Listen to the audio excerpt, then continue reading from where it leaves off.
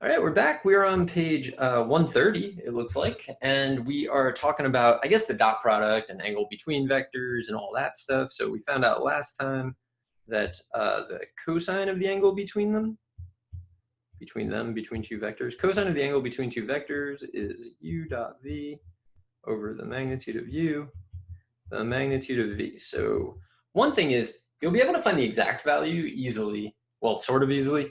You almost never, other than when they're orthogonal, can you really find the angle between them, because it's just going to be this ugly like dot product with these magnitudes. Like, it's not a great situation. So here, find the angle between the vectors. All right, so I'm going to say that, well, first, let me say that the magnitude of 6, 5 is the square root of 36 plus 25, 55, 61.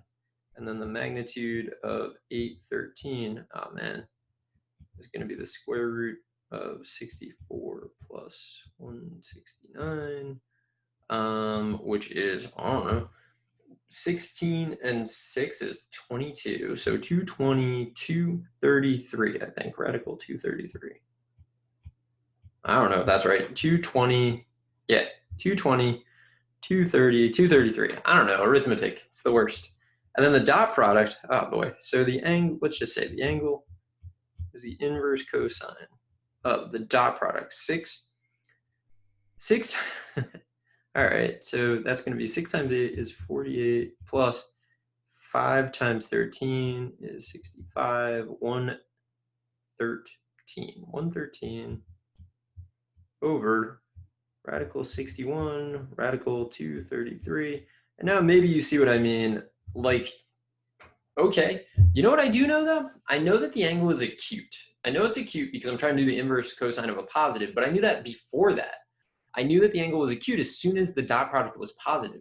Actually, without even knowing what the dot product is, I know that 6 times 8 plus 5 times 13 has to be positive, so the angle has to be acute. And that's pretty helpful. So I knew that kind of like going into it. Let's see. Okay, so this seems like a really good candidate for using a calculator. So we want to do, I'm going to call this A and B. And I want to do theta is the cosine inverse. So do I know if this is definitely acute, because 4 times -3 is -12, but 5 times 18 is way bigger, so positive again. So definitely an acute angle. But here it's just going to be A dot B over the magnitude of A, magnitude of B. Feels like there should be a notation for like magnitude type thing. There's not, but it does feel that way. And then here, so I'm gonna use a calculator on that one in like a second. The thing to be careful of here is IJ notation. Sometimes you don't read it correctly and your dot product gets thrown off because of it, right? So this is -14, 0, and this is 19, -3. So it can be really helpful to rewrite in component form, because then it's easier to see which of the products are going to give you 0 and which aren't. But whatever, do what you want. I'm going to use a calculator on this one too, I think. I'm going to call this A and call this B. Because why not? We already know how to do this. And also, clearly, I just do not want to,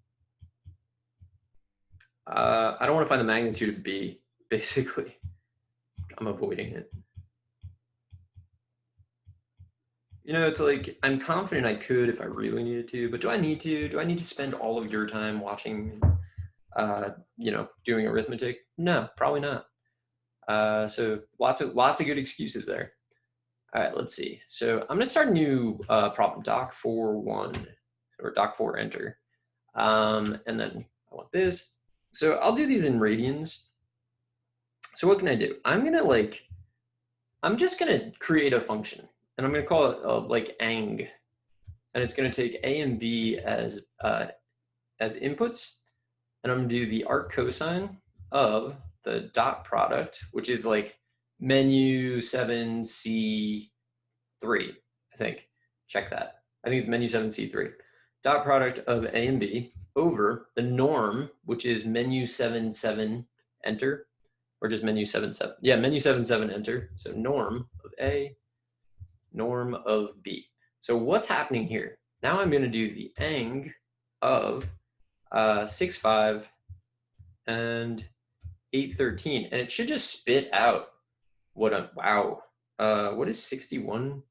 61 times, this feels like I definitely got that wrong. Oh wait, 61 times 2, 233 is 14. Wow, that just seems so much bigger than I was expecting.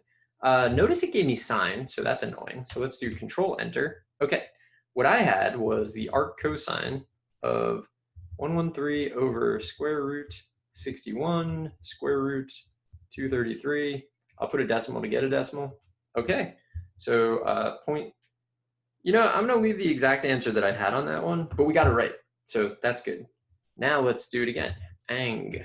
So this is why you define functions, so you can use them. 418 and negative 35. I'll press Control Enter. So 0.759, which is less than pi over 2, right? Which is, what is it, 1.5, blah, blah, blah. So definitely acute, which we knew. So theta is approximately, so I'm handwriting this, 0.759. Let's do it again. So this is one you needed to have rewritten in component form.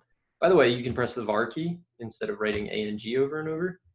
I want to do this for negative 14, 0, and then 19, negative 3, Control Enter, 2.9. So this one, the dot product was clearly going to be negative because negative 14 times 19 is definitely negative. So an obtuse angle makes sense. And it's like a lot of it is, you know, sense making. Does it make sense that what you got makes, does it make sense that what you got makes sense? I don't know. So those are how you can, that's how you can use your calculator. And I think you definitely need to know that. And also, like, you know, did your answer make sense? And so knowing the acute obtuse thing is tremendously helpful in that regard. Let's do it. Okay, there we go. I always yell that when it's like taking a while to go. Whew. Okay, so I don't know. Should I do these?